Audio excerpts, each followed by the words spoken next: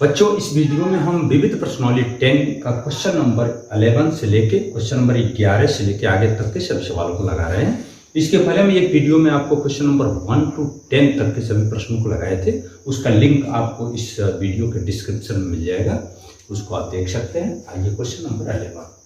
इसमें क्वेश्चन ये दर्शाइए कि ओ एक्स, ओ वाई एवं ओ जेड अक्षों के साथ बराबर झुके हुए सदिश की दिक् कोसाइन इतनी है। इसको सिद्ध करना है। कोई भी सदिश जो अक्षों से बराबर कोण बनाएगा उसका दिक् कोसाइन भी ऑलरेडी बराबर होगा। मान लेते हैं वो कोण अल्फा बीटा गामा जो है ऐसे इक्वल है। माना अक्षों से बने कोण किसका, मतलब उस सदिश का बने कोण अल्फा बीटा गामा, ये तीनों इक्वल ही है, तो इसलिए इसका दिक् cosine cos alpha cos beta cos gamma से बराबर होगा। और जैसा कि हम जानते हैं कि किसी भी सदिश के दिक् कोज्याओं के वर्गों का योगफल कितना होता है, 1 होगा। परंतु cos square alpha cos square beta plus cos square gamma equal क्या होगा, 1। या ये जब ऑलरेडी सब बराबर ही हैं तो फिर cos square alpha plus cos square alpha इसको लिख सकते हैं cos स्क्वायर गामा इक्वल 1। ये तीन हो गया 3 cos स्क्वायर अल्फा इक्वल 1, या फिर cos स्क्वायर अल्फा इक्वल 1/3, तो cos alpha equal plus minus 1/√3। तो अतः ये तीनों मान जो cos alpha cos beta cos gamma होंगे सब यही होंगे। अतः दिक् कोसाइन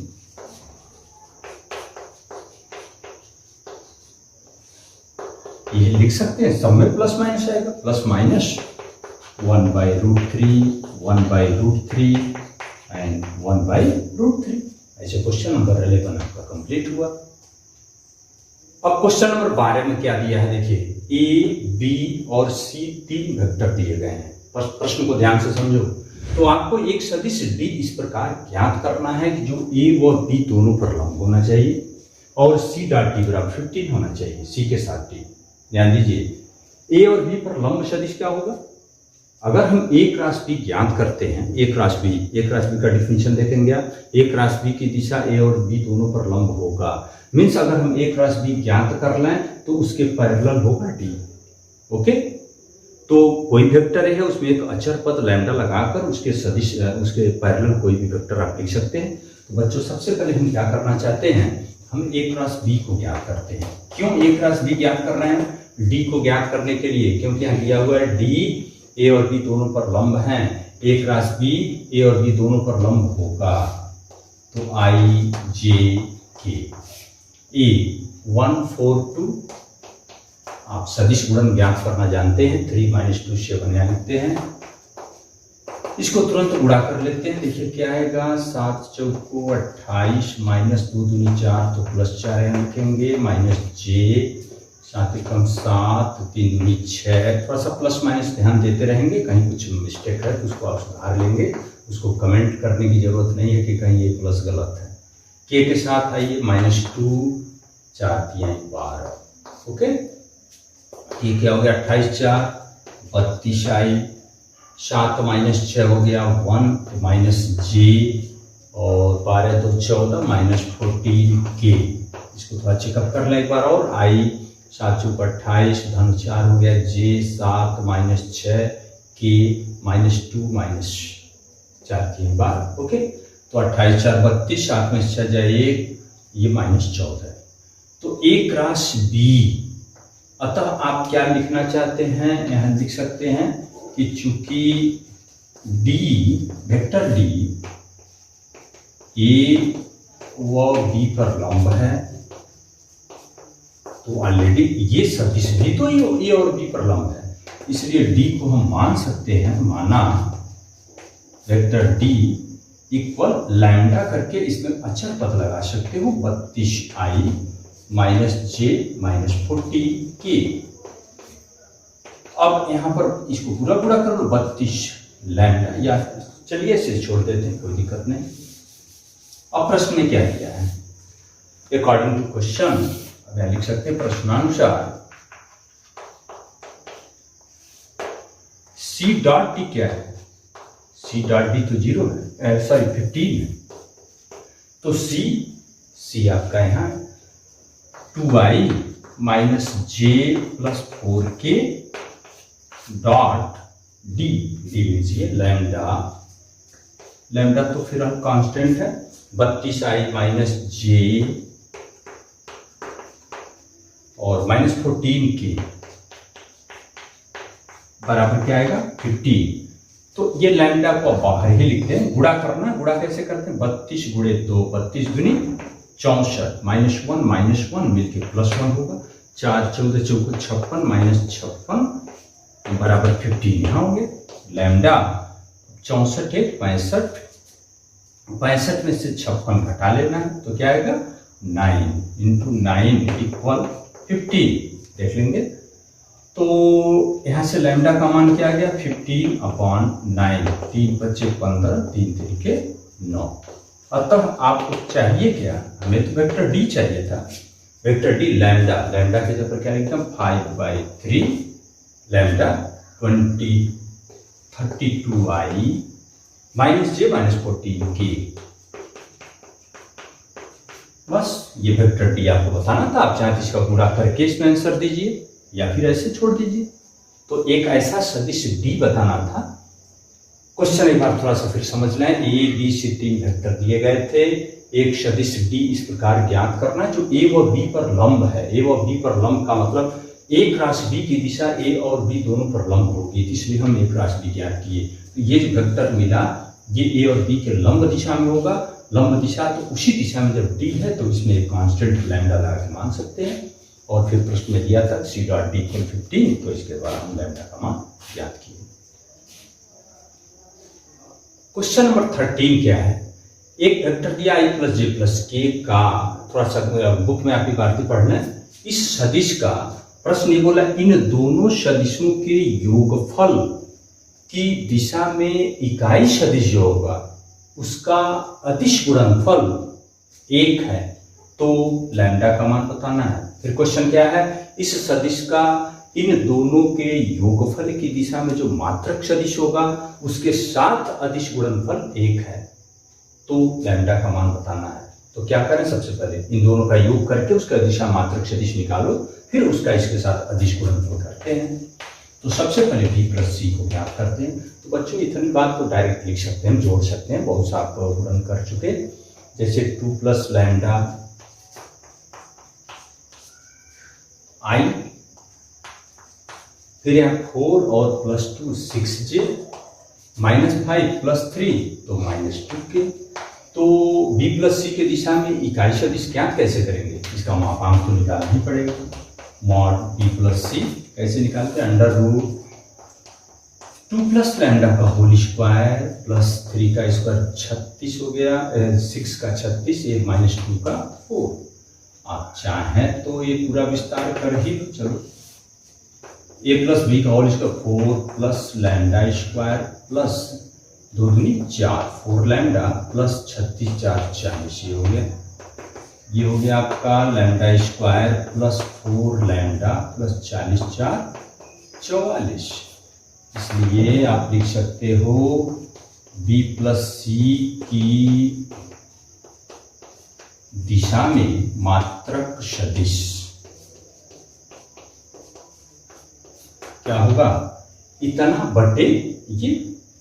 तो चलिए यहां लिखते हैं बराबर ये 2 plus lambda i 6j minus 2k upon under root ये लैम्डा स्क्वायर 4 लैम्डा प्लस 44, इसके मापांक से भाग दे दिए। अब प्रश्न क्या है हमारा, इसका ये इकाई सदिश और a का डॉट प्रोडक्ट क्या है 1। तो प्रश्न के अनुसार क्या लिया, ध्यान दीजिए, ये 2 plus lambda i plus 6j minus 2k upon under root lambda square 4 lambda plus 44, इसका डॉट प्रोडक्ट किसके साथ ये i प्लस जे प्लस के, ये क्या है 1। तो ये तो अचर पद है, इसका हम गुणा राइट साइड में करते हैं और इसका गुणा डॉट प्रोडक्ट जैसे करते हो सभी घटकों का गुणा 2 प्लस लैम्डा प्लस 6 का गुणा 1 में 6 माइनस 2 का गुणा 1 में -2 इक्वल, इसको हम इधर ही भेजते हैं under root lambda square 4 lambda plus 44। ये क्या मिल रहा है, लैम्डा 2 से 2 कट गया प्लस 6, ये हो गया। और दोनों पक्षों का अगर हम वर्ग भी करते हैं तो क्या आएगा, देखिए इधर कर डी हटा दो, लैम्डा स्क्वायर 4 लैम्डा प्लस 44, इसका होल स्क्वायर कर दो, लैम्डा स्क्वायर प्लस 3 का 36 प्लस 6 दूनी 12 लैम्डा, ये हो गया लैम्डा स्क्वायर 4 लैम्डा प्लस 44, इससे ये कैंसिल हो गया। 4 को इधर लाइए, 12 माइनस 4 8 8 लैम्डा, 44 माइनस 36 44 माइनस 36 8 होगा, अतः लैम्डा इक्वल क्या 1। एक बार और क्वेश्चन समझ लें। हमारा क्वेश्चन ये था कि b प्लस सी के दिशा में जो इकाई सदिश है उसका इस a के साथ डॉट प्रोडक्ट 1 दिया था। ओके, तो हम सबसे पहले b प्लस सी ज्ञात किए हैं, b प्लस सी मिल गया। तो इसके दिशा में इकाई सदिश चाहिए तो इसके मापांक से भाग देना ही पड़ेगा, जिसका मापांक निकाले। और b प्लस सी की दिशा में इकाई सदिश ज्ञात करना है तो इस वेक्टर में इसके मापांक से यहाँ भाग दे दिए। अब इसका इसके साथ डॉट प्रोडक्ट a के साथ डॉट किए तो बराबर 1 आया। इसी क्वेश्चन को हम सॉल्व करके लैम्डा की वैल्यू निकाल लिए। इस तरह से क्वेश्चन नंबर 13 को नोट कर लें। अब प्रश्न नंबर 14 थोड़ा सा पढ़ें। दिया है कि वेक्टर ए बी सी 3 सदिश दिए गए हैं। ये प्रश्न ये बोल रहा है कि समान परिमाण वाले परस्पर लंबवत सदिश हैं। तो समान परिमाण के हैं तो इनके मापांक सब आपस में बराबर होंगे। इसको मान भी लेते हैं, किसी मान लैम्डा के बराबर, चाहे के का या फिर कोई म्यू, कोई भी एक मान लेते हैं। और ये भी दिया कि परस्पर लंब भी हैं, लंब हैं, तो इनका डॉट प्रोडक्ट क्या होगा, A dot B, B dot C या फिर सी डॉट ए, ये सब क्या होगा 0 होगा। ओके, इतनी बात तो जानकारी में दी गई है। अब आपको दिखाना है, ध्यान दीजिए कि vector A plus B plus C जो होगा ये वेक्टर ए और वेक्टर बी और वेक्टर सी से समान कोण पर झुका हुआ है। इस बात को हमें ज्ञात करना है। किससे किससे, वेक्टर ए, वेक्टर बी और वेक्टर, मतलब ए प्लस बी प्लस सी ए के साथ जो कोण बनाता है वही कोण इसके साथ भी बनाता है, वही कोण इसके भी साथ बनाता है। ये हमारा क्वेश्चन है। ओके, तो अभी हम क्या करें, ध्यान दीजिए। हम मान लेते हैं इसके बीच का कोण कितना है, थीटा। चलो मान लेते हैं कि माना ए प्लस बी प्लस सी तथा ए के बीच का कोण, चलो अल्फा मान लेते हैं, अल्फा है। तो अभी देखते हैं फिर A plus B plus C dot A करना हो, जैसे इन दो सदिशों का अदिश गुणनफल करना हो तो हम क्या करेंगे, हम ये करेंगे, पहला सदिश मॉड ए इंटू मॉड बी, तो बी क्या है ए इंटू कॉस अल्फा। यहां पर क्या हुआ, हम ये सूत्र लगाए हैं, ए डॉट बी बराबर mod A mod B into cos theta. देखो mod A mod B into cos, ये अल्फा माने तो अल्फा लिख जाओ। तो इसका डॉट प्रोडक्ट करते हैं। चलिए ए, तो ए डॉट ए, तो वेक्टर ए का स्क्वायर हो गया, ये क्या होगा बी डॉट ए, यहाँ क्या हो रहा है सी डॉट ए, और इसको आप vector A plus B plus C का मॉड भी लिखते हैं। मॉड ए क्या है लैम्डा कॉस अल्फा। तो बच्चों इसको आप मॉड ए का स्क्वायर लिखेंगे क्या, और ए डॉट पी चाहे बी डॉट ए ये भी 0 होगा, ये भी 0 होगा। तो फिर इधर क्या मिला, vector A plus B plus C lambda cos alpha. तो ये भी तो मॉड ए लैम्डा ही है, इसको लैम्डा स्क्वायर लिखते हैं। तो ए plus B plus C lambda cos alpha यहाँ से कॉस अल्फा क्या आ गया, एक लैम्डा से लैम्डा कट गया, lambda upon mod A plus B plus सी। क्या निकाले हम, जो ये ए प्लस बी प्लस सी ए के साथ जो कोण अल्फा बना रहा है उसका कोसाइन इतना आया। इसी तरह से बच्चों एक और हम निकालते हैं, उसके बाद आप खुद कर लेंगे इसको। देखिए हम फिर मान लेते हैं यहाँ कि ए प्लस बी प्लस सी ये इस माने तथा ए के बीच का कोण अल्फा माने तो बी के बीच का कोण बीटा मान लेते हैं। यहाँ लिखते हैं पुनः माना ए प्लस बी प्लस सी तथा बी के बीच का कोण बीटा है। तो यहां से जब आप सॉल्व करेंगे, ये वाला फार्मूला फिर लगा रहे हैं, ध्यान दीजिएगा, A plus B plus C dot B equal mod A mod B into cos beta. तो क्या लिखेंगे, mod A plus B plus C into mod B into cos beta.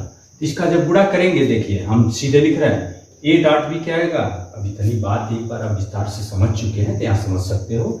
A dot B क्या आएगा, 0 यहां है। बी डॉट बी को mod B का square लिखेंगे क्या, बिल्कुल लिख सकते हैं। सी डॉट बी यहां से 0 ही होगा। और इधर क्या मिला, A plus B plus C mod B into cos beta. तो यहाँ फिर मॉड बी तो फिर लैम्डा के ही बराबर है, इसको आप लैम्डा स्क्वायर लिख सकते हो। Vector A plus B plus C into फिर इसको लैम्डा लिखते हैं कॉस बीटा। यहाँ से कॉस बीटा क्या आ गया, एक लैम्डा से लैम्डा कट गया, फिर lambda upon mod A plus B plus सी। तो क्या ये तो मिला, कॉस अल्फा भी वही, कॉस बीटा भी वही। इसी प्रकार हम कॉस गामा को भी सॉल्व करें तो इतना आएगा। बच्चों ये तीन चीज दिखाने के बाद अतः हम ये लास्ट में यह निष्कर्ष के रूप में लिख सकते हैं। अतः vector A plus B plus C सदिशों वेक्टर ए बी और सी से समान कोण बनाता है, क्योंकि उन कोणों के कोसाइन तो ऑलरेडी बराबर है। तो फिर स्पष्ट है कि अल्फा बीटा और गामा भी आपस में बराबर होंगे। इस बात को अच्छी तरह से समझ लें, वीडियो रोकिए फिर बैक करके फिर दोबारा देख लें। प्रश्न नंबर 15 में क्या है, A plus B into dot A plus B equal mod A square plus mod B square. इसको प्रूव करना है कब, यदि और केवल यदि ए और बी परस्पर लंब हैं, इसको प्रूव करना है। तो ऐसा करते हैं, हम इसके बराबर लेकर चल रहे हैं, देखते हैं क्या मिल रहा है। A plus B dot A plus B, इसको आप क्या लिखते हैं, चलो गुणा करते हैं। वेक्टर ए का स्क्वायर होगा plus A dot B plus B dot A, जैसे पूरा है ध्यान दीजिए, बी डॉट ए, फिर बी डॉट बी को आप वेक्टर बी का स्क्वायर लिखते ही हैं, और किसी भी सदिश का स्क्वायर उसके मापांक के स्क्वायर के बराबर होगा। फिर प्लस इसको भी मापांक के स्क्वायर के बराबर लिख सकते हैं। अदिश गुणन क्रम विनिमय नियम का पालन करता है, इसलिए A dot B B dot A सब आपस में बराबर होगा। फिर इसको 2a डॉट बी लिख सकते हैं। अब यहाँ ध्यान दीजिए, ये कब होगा, जब ए डॉट बी 0 हो, जबकि आपके प्रश्न में ये भी दिया हुआ है कि मॉड ए और mod B is not equal 0। ऐसे mod A is not equal 0 और mod B is not equal 0, तो एक ही कंडीशन बनता ही है ए और बी, ए डॉट बी 0 होने के लिए, कि जब ए और बी परस्पर लंब हो। तो इसका मतलब ये मॉड ए का स्क्वायर प्लस मॉड बी का स्क्वायर तभी होगा जब ए डॉट बी 0 हो, अर्थात क्या हो, वेक्टर ए लंब हो वेक्टर बी के। इसका मतलब ये कब होगा, जब ए डॉट बी 0 अर्थात ए और बी परस्पर लंब हो। अब इसके बाद देखिए, इसमें लॉन्ग क्वेश्चन तो समाप्त हो चुके, कुछ ऑब्जेक्टिव सवाल हैं, बहुविकल्पी प्रश्न है, उसको भी हम आपको यहाँ समझाते हैं।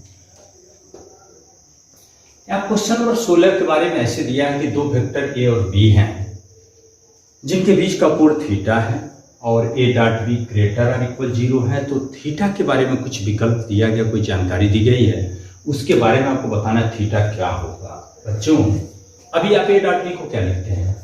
ए डॉट बी को हम लिखते हैं mod A mod B into cos theta, क्योंकि ऑलरेडी ये दिया हुआ है कि और बी के बीच का कोण थीटा है ग्रेटर और इक्वल 0।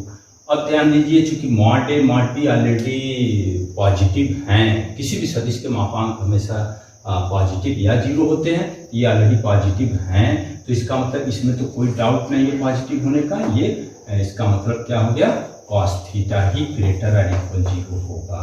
तो काश कितने अंश का मान बड़ा होता है 0 से? प्रथम चतुर्थांश में। इसका मतलब थीटा 0 से बड़ा हो या बराबर या लेस और इक्वल π/2। तो इस तरह का जो विकल्प है उसमें आप देख सकते हैं 16वां 0 से बड़ा या बराबर होगा थीटा या π/2। क्यों? 0 और π/2 के बीच में ही कोण है, तभी तो cos थीटा पॉजिटिव होगा, प्रथम चतुर्थांश का कोण है। सेकंड में तो निगेटिव होगा, इसलिए ये विकल्प उसमें मैच कर रहा है।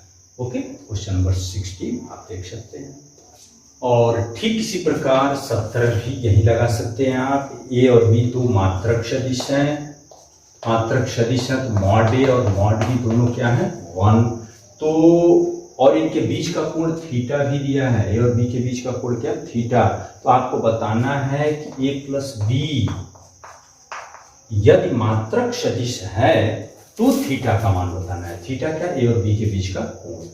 बच्चों हम इसके होल स्क्वायर को लेकर चल रहे हैं, क्या लिख सकते हैं आप लिख सकते हो A square plus B square plus 2a dot B, जैसा कि शुरू में दिया है कि ए और बी के बीच का कोण क्या है थीटा। और यहाँ देखिए अभी इसके जगह पे प्रयोग करेंगे हम, इसका होल स्क्वायर है, इसको तो आप mod A plus mod B का मॉड ए प्लस बी का होल स्क्वायर लिख सकते हैं। इसको भी मॉड ए का स्क्वायर लिख सकते हो, मॉड बी का स्क्वायर प्लस 2, इसको क्या लिखोगे mod A mod B into cos theta. प्रश्न में दिया है ए प्लस बी मात्रक सदिश होना है तब थीटा बताना है, तो ये मान 1 लिखेंगे आप। ये मॉड ए भी 1 मॉड बी भी 1 plus 2 mod A 1 mod B 1 into cos theta. तो 1 प्लस ये 1 हो गया, 1 प्लस 1 2, ये 1 प्लस 1 2 हो गया, प्लस ये तो 2 इसमें होगा 2 कॉस थीटा। 2 इधर आएगा तो -1 2 कॉस थीटा। तो कॉस थीटा कितना हो गया -1/2। तो ऐसा विकल्प देख सकते हैं। कॉस कितने अंश का मान -1/2 होता है 120, इसका मतलब थीटा 2π/3। तो कौन सा विकल्प है? देखिए विकल्प नंबर डी 2π/3 दिया है। कोई प्रॉब्लम? प्रश्न ये था कि और भी दो इकाई सदिश हैं जिनके बीच का कोण थीटा है, तब आपको ये बताना था जब ए प्लस बी इकाई सदिश हो तो थीटा का मान बताना था। हम ए प्लस बी के होल स्क्वायर को लेकर चले, किसी भी सदिश का स्क्वायर उसके मापांक के स्क्वायर के बराबर होगा, इसमें 1 1 1 सब रख के थीटा की वैल्यू हासिल कर लिए। ओके, इसको आप नोट कर रहे हैं। अब यह क्वेश्चन नंबर 18 में ऐसे दिया, इसका मान बताना आपको। ठीक, तो देखते हैं आई डॉट जे क्रॉस के को क्या लिखते हो आई, जे आई क्रॉस के को क्या लिखते हैं -j डॉट है यहाँ, के आई डॉट जे को आप क्या लिखते हैं के। ध्यान दीजिएगा ये चक्र में आपको बताया गया था आई जे के।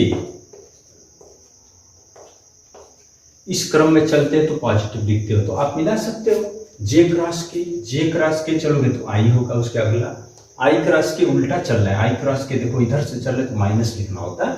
वो आप क्रॉस प्रोडक्ट वाले वीडियो में कोई कंफ्यूजन है तो देख लीजिए। I dot I 1, J dot J 1 लेकिन -1 है, फिर प्लस के डॉट के 1 तो 1 -1 ये मान हो गया 1। तो ऐसे विकल्प देख सकते हैं। 18 में क्या है 19 नंबर भी यही देख लीजिए। 19 में क्या दिया प्रश्न, यदि दो सदिशों ए और बी के बीच का कोण थीटा है, दो वेक्टर हैं ए और बी के बीच का कोण क्या है थीटा है, और फिर ऐसे दे रहा है कि mod A dot B equal mod A cross B. Mod A cross B, ये बात दिया हुआ है। तो आपसे पूछा गया है कि थीटा का मान क्या होगा। तो बच्चों इसको आप क्या लिखते हैं, ए डॉट बी को क्या लिखते हो, mod A mod B into mod लगा रहे हैं तो मॉड कॉस थीटा लिखते हैं। ए क्रॉस बी को क्या लिखते हो, mod A mod B into mod sine theta. ये mod A mod B mod A mod B ये तो कांस्टेंट है, कट ही गया। इसका मतलब mod cos theta equal mod sine theta. इसका मीनिंग ये हो गया मॉड टेन थीटा इक्वल 1। तो फिर थीटा इक्वल पाई बाई 4 ही होगा, इसमें कोई डाउट नहीं। टेन थीटा इक्वल 1 है तो थीटा इक्वल का मान क्या होगा, पाई बाई 4। बच्चों इस प्रकार हम चैप्टर ये विविध प्रश्नावली 10 तो समाप्त हुआ ही, आपका चैप्टर 10 भी यहाँ कंप्लीट हुआ। इसके बाद तुरंत हम चैप्टर 11 शुरू करेंगे।